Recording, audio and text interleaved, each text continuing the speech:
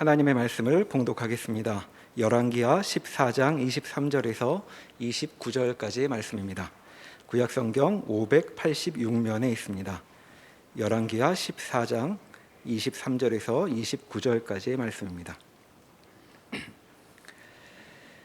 유다의 왕 요아스의 아들 아마샤 제15년에 이스라엘의 왕 요아스의 아들 여로보암이 사마리아에서 왕이 되어 41년간 다스렸으며 여호와 보시기에 악을 행하여 이스라엘에게 범죄하게 한 느밧의 아들 여로보암의 모든 죄에서 떠나지 아니하였더라. 이스라엘의 하나님 여호와께서 그의 종 가드헤벨 아미떼의 아들 선지자 요나를 통하여 하신 말씀과 같이 여로보암이 이스라엘 영토를 회복하되 하맛 어귀에서부터 아라바 바다까지 하였으니 이는 여호와께서 이스라엘의 고난이 심하여 매인자도 없고 노인자도 없고 이스라엘을 도울 자도 없음을 보셨고 여호와께서 또 이스라엘의 이름을 천하에서 없이 하겠다고도 아니하셨으므로 요아스의 아들 여로보암의 손으로 구원하심이었더라.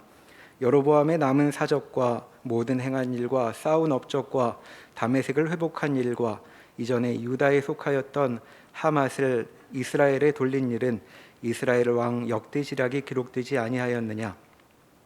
여로보암이 그의 조상 이스라엘 왕들과 함께 자고 그의 아들 스가랴가 대신하여 왕이 되니라. 아멘. 이스라엘 역사에서 사울 왕이 서서 이스라엘 역사상 처음 왕정이 시작되며 그 뒤를 다윗이 있고 그 뒤를 솔로몬이 있고, 솔로몬은 우리가 아는 가장 영광된 지위와 부를 누렸는데도 불구하고 그의 통치가 백성들의 불만을 사서 나라가 둘로 쪼개집니다. 북왕국 10지파, 12지파 중에 10지파가 솔로몬을 떠나서 따로 북왕국을 만들고 왕을 세우게 되죠. 하나님께서 선지자를 보내어 여로보암으로 하여금 왕이 되게 하시는데, 그 여로보암에게 그 하나님께서 경고를 하십니다. 내 말을 듣고 내게 순종하라. 그러면 네 날이 길고 네 가문이 복을 받으리라 약속했지만 여로보암은 잘 못합니다. 12지파 중에 유다 지파와 베냐민 지파만 남왕국으로 남고 더 큰 국민과 영토를 가지게 됐지만 그 자신의 권력의 근거가, 보이는 근거가 정치적 또는 혈연적 차원에서의 근거가 없기 때문에 금송아지 둘을 세우죠.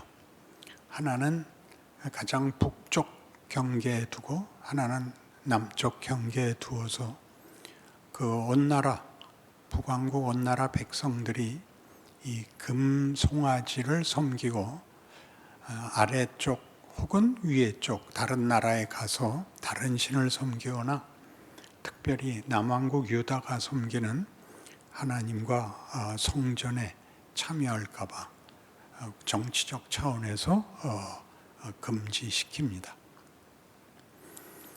그래서 이 열왕기에 나오는 왕들에 대한 역사 기록은 아주 특별한 업적들을 나열하는 것 이상으로 그 말미에 그의 죽음을 기록하면서는 꼭 그 정치적 업적을 평하는데 대표적인 것이 여로보암의 길을 갔다, 다윗의 길을 갔다, 이렇게 둘로 나뉩니다. 여로보암의 길로 간 것은 잘못한 길이고 다윗의 길로 간 것은 잘한 길입니다. 그러나 북왕조에서는 한 번도 다윗의 길을 가는 왕이 나오지 못하고, 남왕국에서는 몇몇 소수의 왕이 있는데 우리가 기억하는 만큼의 대단한 왕은 히스기야, 요시야 정도입니다. 그리고 나머지 왕들은 대부분 뜻밖의 북왕국의 영향을 받아서 많은 왕들이 여로보암의 길을 갑니다. 그래서 두 나라가 다 망하게 되죠. 도대체 여로보암의 길, 금송아지를 만든 것이 뭐 그렇게 큰 사건이냐, 잘못이냐 하면 그것이 역사적으로 출애굽 초기에 이스라엘 백성이 애굽을 나와서 시내산에서 하나님의 율법을 받을 때에 율법을 받으러 올라간 모세가 늦게 오자 백성들이 불안해하고 공포 속에서 안심을 찾으려고 만든 신이 그때 금송아지입니다.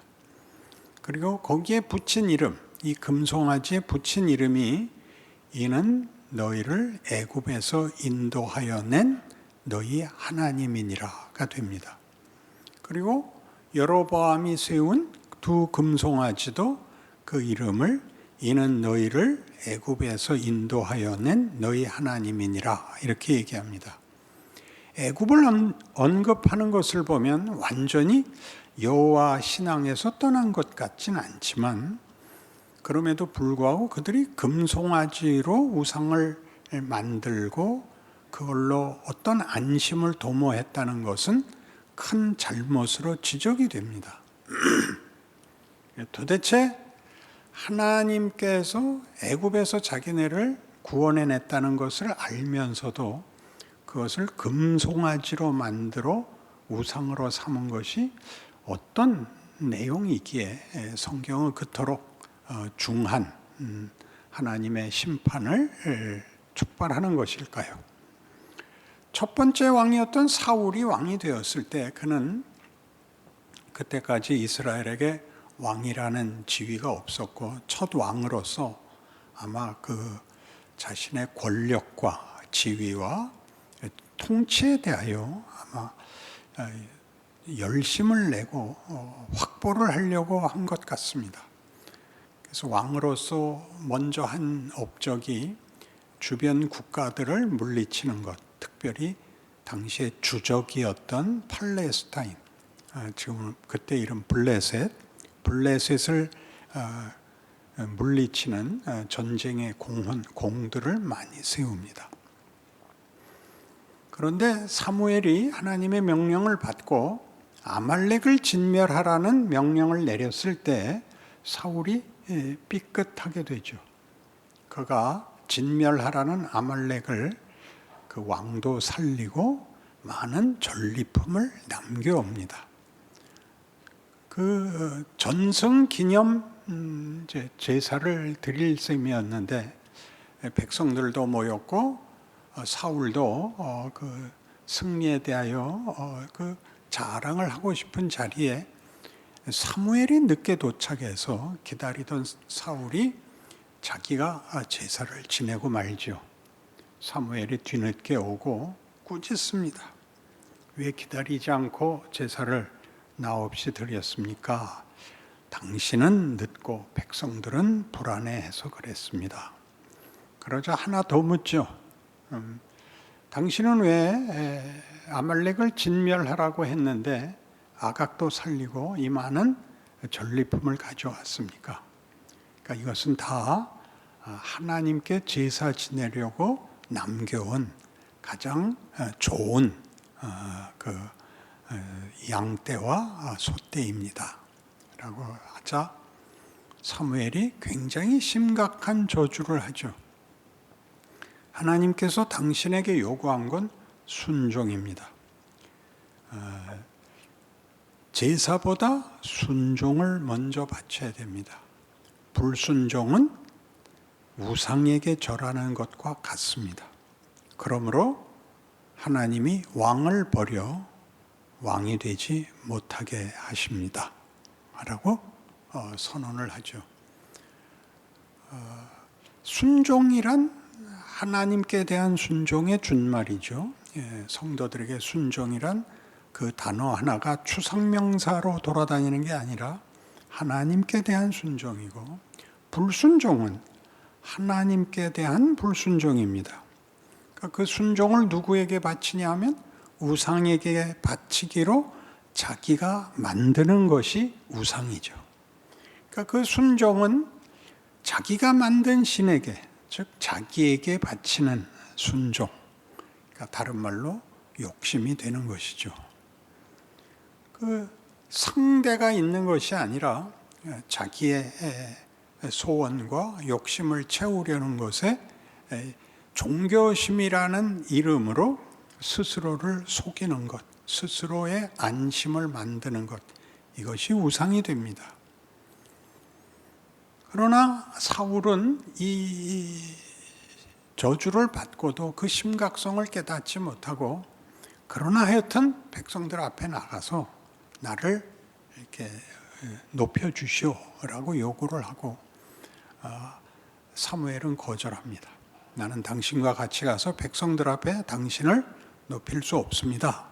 그러자 사울이 붙잡아 그 사무엘의 옷이 찢어질 만큼 격렬하게 몸싸움을 하고 결국 사무엘이 줬습니다. 그래서 가서 백성들 앞에 말하자면 종교적 인정을 해주는 의식을 치러줍니다. 그러니까 여기 아주 극적인 그 불순종과 우상에 대한 설명이 나오는 셈입니다. 우상은 하나님을 불순종하는 것입니다. 첫 번째로 우상 자체의 문제가 아니라 하나님을 따르지 않고 다른 신을 만드는 것이죠. 다른 신을 쫓고 다른 신에게서 구하는 것인데, 그 다른 신이란 지금 사울에게서 잘 보여지는 것 같이 자기가 알고 있는 최고의 욕심, 그러니까 아마 권력이지요. 보통 권력, 부, 건강 같은 것으로, 인간은 그 이상의 상상력이 없으니까요. 현실성이 여기가 최고의 가치 있는 것이죠. 그것이 말하자면 우상입니다. 그 우상을 섬긴다는 것은 성경에서 늘, 구약에서 늘 하나님이 조롱하듯이, 야, 눈이 있으면 보기를 하냐, 입이 있으면 말을 하냐, 니들이 만들어 놓고 그 앞에 가서 엎드리고 거기다 제사 지내고, 그게 아무것도 하지 못하고 네가 만든 건데 거기 가서 엎드리는 게 얼마나 창피하고 어리석고 말도 안 되는 짓이란 말이냐라고 늘 꾸짖습니다. 그런데 이게 반복적으로 나타난다는 거죠. 그러면 우리가 여로보암이 잘못한 것, 여로보암의 길, 우상을 섬기는 것이 말하자면 이런 어리석은 것, 그까지 신을 믿어? 너희는 그럼 점쟁이가 신이란 말이야? 이렇게 비난하는 것 말고, 그게 하나님을 불순종하는 것, 하나님을 택하고 하나님께 소원을 두는 것에서 돌아선 것이라는 말로 이해를 해서, 우상을 섬기는 것은 하나님을 섬기지 않는 것이라는 것이 가장 첫째 되는 죄인 것이죠. 그러면 하나님을 섬긴다는 건 뭐냐? 하나님께 순종한다는 건 뭐냐라는 문제가 구체적으로 뭐냐 하는 문제죠. 제대로 믿음을 가진다, 나는 예수를 믿는다라는 우리의 신앙 고백이 가지는 구체적인 차이, 자기의 욕심을 채우는 것이 아니며 자기 기만에 빠지는 것이 아닌 것이면, 하나님께 순종한다는 것은 하나님의 뜻, 하나님의 방법, 하나님의 보상 같은 것들이 하나님께만 있다, 그리고 이것만이 진짜다라고 믿는 것입니다. 그러니까 하나님은 우리를 무엇을 목적으로 하고 그것을 어떤 방법으로 만들며 그것이, 그 내용들이 우리에게 어떤 가치가 있는 것인가 하는 차원에서 예수를 믿는다, 우리는 우상을 외면한다 라고 말을 해야 될 것입니다. 그래서 우리 에베소서 1장에 가보시면,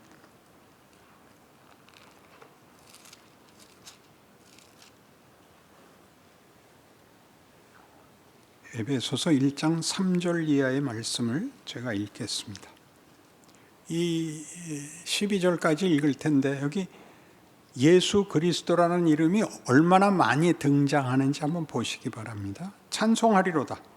하나님 곧 우리 주 예수 그리스도의 아버지께서 그리스도 안에서 하늘에 속한 모든 신령한 복을 우리에게 주시되 곧 창세전에 그리스도 안에서 우리를 택하사 우리로 사랑 안에서 그 앞에 거룩하고 흠이 없게 하시려고 그 기쁘신 뜻대로 우리를 예정하사 예수 그리스도로 말미암아 자기의 아들들이 되게 하셨으니 이는 그가 사랑하시는 자 안에서 우리에게 거저 주시는 바 그의 은혜의 영광을 찬송하게 하려는 것이라. 우리는 그리스도 안에서 그의 은혜의 풍성함을 따라 그의 피로 말미암아 속량 곧 죄사함을 받았느니라. 이는 그가 모든 지혜와 총명을 우리에게 넘치게 하사 그 뜻의 비밀을 우리에게 알리신 것이요 그의 기뻐하심을 따라 그리스도 안에서 때가 찬 경륜을 위하여 예정하신 것이니 하늘에 있는 것이나 땅에 있는 것이 다 그리스도 안에서 통일되게 하려 하심이라. 모든 일을 그의 뜻에 결정대로 일하시는 이의 계획을 따라 우리가 예정을 입어 그 안에서 기업이 되었으니 이는 우리가 그리스도 안에서 전부터 바라던 그의 영광의 찬송이 되게 하려 하심이라. 매 절마다 예수가 등장을 하고 모든 것이 예수 안에서 예수로 말미암아로 되어 있습니다. 예수는 우리가 잘 아는 대로 하나님의 아들이시고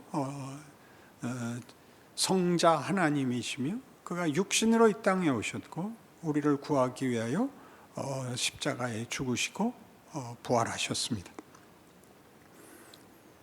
구원은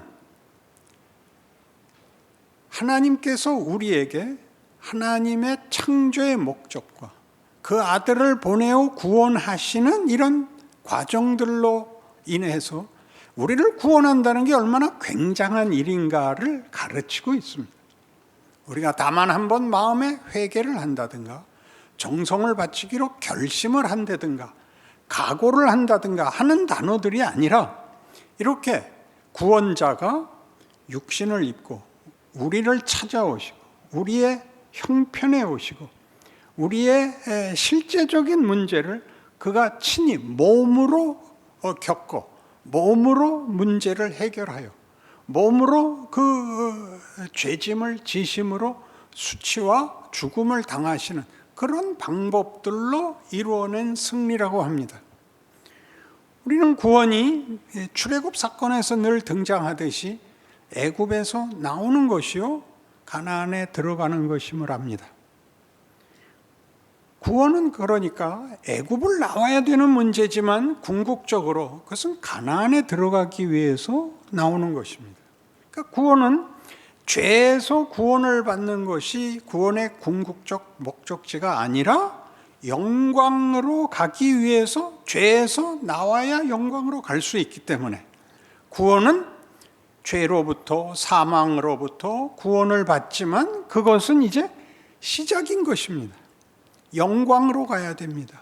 여기 나오듯이 그리스도 예수 안에서 전부터 바라던 우리로 그러니까 하나님이 창조 때부터 목적하신 그 영광 로마서 3장 23절식으로 모든 사람이 죄를 범하였음에 하나님의 영광에 이르지 못하더니 에서부터의 출발인 것입니다.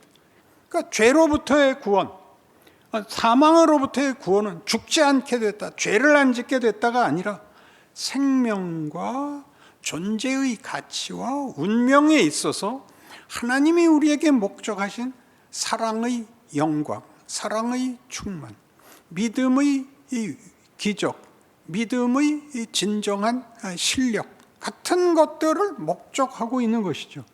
그리고 그 과정은 깁니다. 예수님이 33년을 살아야 했던 구원의 과정이고 이스라엘 역사에서 애굽에서 종노릇을 400년이나 하고 그리고 애굽에서 해방되었으나 반발하고 불순종하여 저들의 생애를 다 광야에서 죽어야 됐던 40년이며 사사기를 겪고 200~300년이나 걸리는 기간을 사사기에서 하나님이 우리에게 주시고자 하는 영광을 위하여 꼭 필요했던 첫 번째 자격, 자유, 첫 번째 권력, 권리, 자유를 연습시켰습니다. 사사기 내내 실패했죠. 자유의 권리는 쓰고 자유의 책임은 쓰지 못했습니다. 거기까지 가지 못했습니다. 그다음에 왕정시대가 오고 왕권까지 주었지만 어느 왕도 권력을 갖고 있으나 그 권력을 폭력으로 썼지 그것을 가지고 위대해지는 일을 만들지 못했습니다. 그것이 구약의 기록이요, 증언이요, 우리에게 하는 말입니다. 우리가 예수를 믿고 나면 어디로 불려가는가? 고난으로 불려갑니다. 죄와 사망에서 자유함을 얻었으나 그 자유로 위대해지는 것, 영광에 가는 것은 되지 않고, 죄와 사망에선 벗어났는데 할 일은 없고, 불안한 세상에 속해 있어서 매일 위협과 갈등 속에 있는 현실을 어찌할 바를 몰라서 뭘 만든다고요? 우상을 만듭니다. 각각이 다 우상을 만듭니다. 우상은 체념이기도 하고, 우상은 변명이기도 하고, 우상은 비명이기도 하고 그런 것입니다. 여러분들이 점쟁이를 찾아가면 그 말을 홀딱 믿습니까? 자기가 원하는 답을 줄 때까지 두루 찾아다니다가 자기가 원하는 답을 주는 데서 안심을 사는 것이죠. 하나님은 그렇게 안 하십니다. 하나님이 뜻하신 걸 하기 때문에 우리가 기대하는 것과 다른 현실이 등장을 합니다. 하나님이 이 현실에서 무엇을 하시는지를 우리가 알려면 알면 해결을 하죠. 왜 일이 일어났는지, 어떻게 하라는 건지 모르는 일들, 마치 이스라엘 백성이 광야에서 도대체 해방을 얻었으나 아무것도 더 나은 게 없습니다. 늘 후렴같이 했던 불평이 뭡니까? 돌아가자. 거기서 사는 게 여기 있는 것보다 낫다. 여기는 먹을 것도 없다. 아침에도 만나고 저녁에도 만나다.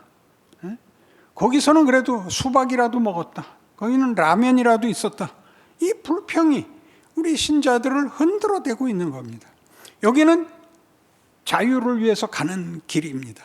그 자유를 훈련받기 위해서 하나님이 우리를 시험한 길입니다. 뭘 시험했죠? 신명기 8장에 나왔듯이 이 40년 동안 내가 너희를 시험하였다.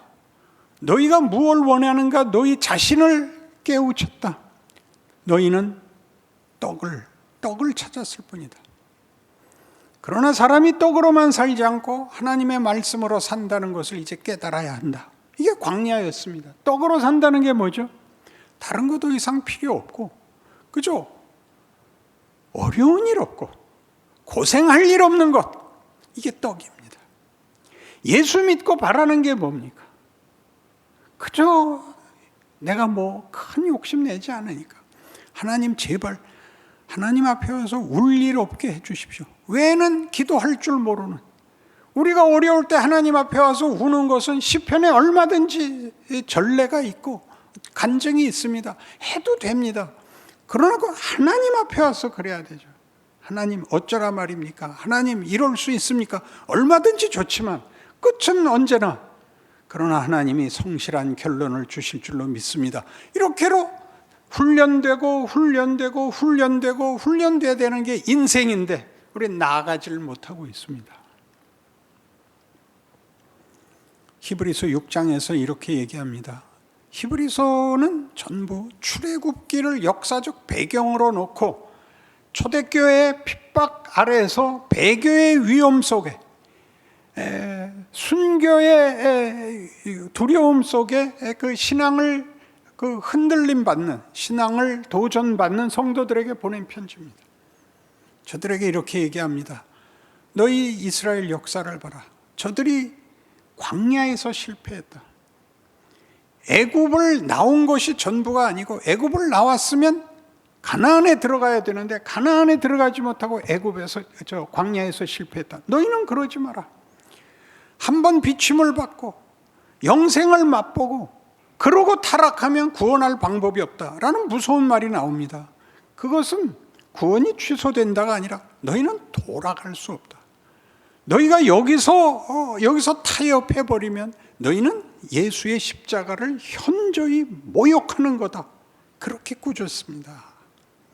죄와 사망에서 꺼냈습니다. 지위와 신분과 운명이 다릅니다. 뭘 주려고 그랬다고요? 자유를. 자유는 뭘 하는 건데요? 내가 하나님께 나를 바치는 겁니다. 그게 순종입니다. 그 바치는 게 뭡니까? 요한복음 17장에서 예수님은 이렇게 말씀하시죠. 아버지께서 나를 보내시는 것 같이 나도 저들을 보냅니다. 아버지요, 아버지와 내가 하나인 것 같이 저들도 하나가 되어 다 우리 안에 있게 하사 하나님이 나를 보내신 것과 하나님이 나를 사랑하신 것을 알게 하옵소서. 그게 예수님의 대제사장 기도, 유언 같은 기도입니다. 하나님이 그 아들을 보내어 우리를 구원하신 것처럼 우리를 보내어 예수의 성육신을 이으라고 합니다. 예수님이 문둥병을 고칠 수도 있고 바다를 잠잠케 할 수도 있고 죽은 자를 살릴 수도 있었지만 그는 결국 십자가를 지는 길이 이 모든 문제에 하나님의 방법이라는 걸 순종합니다. 우리가 하나님께 산을 옮겨달라, 바다를 갈라쳐달라 하는 것을 다 하나님이 들으실 수 있지만 그렇게 가는 것은 우상이다 이겁니다. 내가 아는 방법, 내가 아는 결론보다 더 큰 것으로 내가 준비하고 있다. 그러니 너희는 나를 믿어라. 내가 하는 일에 순종해라. 그렇게 나오는 거죠. 네 상상과 욕심보다 큰 대로 내가 너를 부르고 있다. 그게 성경 전체의 가르침입니다. 그러나 우리는 마치 사양하듯이 하나님 거기까지는 꿈도 안 꿉니다. 그저 살아생전에 그저 남한테 손가락질 받지 않게 살게 해주십시오. 그 외에는 할 줄 아는 기도도, 할 줄 아는 신앙의 고백도 없는, 그래서 숨어 살듯이, 도망치듯이, 겁내듯이 신앙생활을 합니다. 내가 어려운 것은 잘못된 것이라고 스스로도 생각하고 모든 다른 교우들도 그렇게 생각할 거라고 그렇게 생각을 하죠. 우리에게 어려움이 일어나면 그것이 보다 고급한 교육의 단계에 들어갔다는 걸 알아야 됩니다.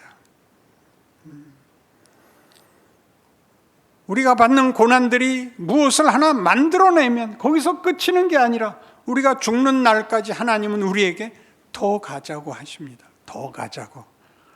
더 가자는 끝없이 펼쳐진, 끝없이 약속된 하나님의 위대하신 약속들입니다. 그것은 영광이며 명예며 생명이며 진리며 넉넉함이며 부요함입니다. 그러나 우리는 급급합니다. 여기에 우상이 들어오는 겁니다. 우리가 무엇을 특별히 형상을 만들거나 특별히 매여 있지 않지만 우리는 하나님에 대한 순종과 그를 믿는다는 말에 있어서 늘 물러섭니다. 타협합니다. 이 정도면 되지 않았습니까? 가 됩니다. 거기를 꾸짖는 것이 여로보암입니다. 우리 잘 아는 마태복음 16장 16절에서 예수께서 제자들에게 묻습니다. 너희는 나를 누구로 아느냐? 주는 그리스도시요 살아계신 하나님의 아들이십니다. 멋진 칭찬이 나오죠. 바요나 시몬아 내가 복이 있도다. 이를 내게 알게 하니는 내 혈육이 아니요 하늘에 계신 내 아버지시니라. 너는 반석이라. 내가 이 반석 위에 교회를 세우노니 음부의 권세가 이기지 못하리라. 내가 땅에서 무엇이든지 매면 하늘에서도 매일 것이요 땅에서 무엇이든지 풀면 하늘에서도 풀리리라 하시고, 얼마나 멋있는 약속 끝에 그러나 나는 죽는 길을 가야 한다. 나는 죽어야 한다. 그러니까 베드로가 말렸죠. 주여 이 일이 주께 일어날 수 없습니다. 내가 그렇게 보고만 있지 않을 겁니다. 이 일이 결단코 주께 일어날 수 없습니다. 그러자 뭐라고 꾸짖었습니까?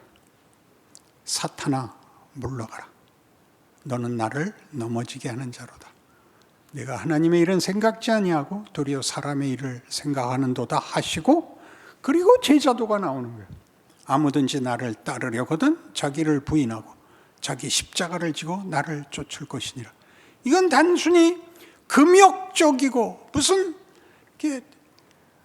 본인을 고통에 몰아넣어서 하나님께 신앙을 증명하라는 게 아닙니다. 하나님이 끌고 가는 길을 가라는 겁니다. 여러분 모두에게 있는 어떤 건 견딜 만하고 어떤 건 견딜 수 없는 그것, 이만만한 게 다행이야 와 난 이건 못 참겠어, 모두에겐 안 그러신데 왜 나한텐 이러셔, 이거 둘을 합쳐서 하나님이 나를 끌고 가시는 내 인생을 살아야 됩니다. 여기선 무엇을 만드시는가? 무엇을 하시자는 건가? 그것은 우린 모릅니다. 그건 하나님이 아십니다. 여러분은 지나고 나면 당했을 때와 다른 평가를 하게 된다는 것을 적어도 자기 인생에서 봅니다. 좋은 학교 들어간 것은 복된 일이지만 좋은 학교, 원하는 학교 못 들어간 것도 지금 와서 보니까 괜찮았어. 나는 덕분에 철이 들었어. 이렇게 바꿔놓는 것은 잘못한 것이 일을 하는 게 아니라 잘못한 것에다가 하나님이 잘한 것에는 담을 수 없는 것을 우리가 볼 때 잘못한 것에 담는다는 사실에 대하여 놀라게 되는 거죠. 내가 주를 위하여 가지는 꿈과 소원이 큰 것에만 하나님이 당신을 담으시는 게 아니라 우리가 쩔쩔매고 어쩔 줄 모르는 것에도 하나님이 동일한 권능을, 지혜를 담으실 수 있다. 이렇게 믿는 것이 신앙인의 인생이며 현존이며 자신의 한계이며 그게 하나님께서 우리를 통하여 받으시는 영광이며 우리에게 맺으시는 영광의 찬송입니다. 우리가 그 모든 것으로 하나님께 영광을 돌릴 것입니다. 성경은 이렇게 얘기하거든요. 잉태하지 못하는 자여 너는 노래하라. 애를 못 낳은 것은 굉장히 큰 벌이었습니다. 후손이 없는 것, 소망이, 희망이 없는 것, 힘이 없는 것이었죠. 그러나 성경은 잉태치 못한 자여 너는 노래하라입니다. 잉태하지 못한 자여 네 후손이 저 10아들 가진 자보다 많을 것이라. 실감이 안 나죠? 아브라함이잖아요. 열국의 아비라는 이름을 얻었으나 열국의 아비, 10명의 아비가 아니라 10나라의 아비가 될. 그러나 자식은 없는. 그리하여 그에게 준 자식은 자기가 만든 자식이 아니라 하나님이 준 자식 이삭. 하나님이 그에게 그 약속을 했을 때 웃었던, 하나님 농담 마십시오 라고 웃었던 그 이름 웃음. 이삭의 이름은 웃음. 앞에 한 글자 덧붙여야죠. 비웃음.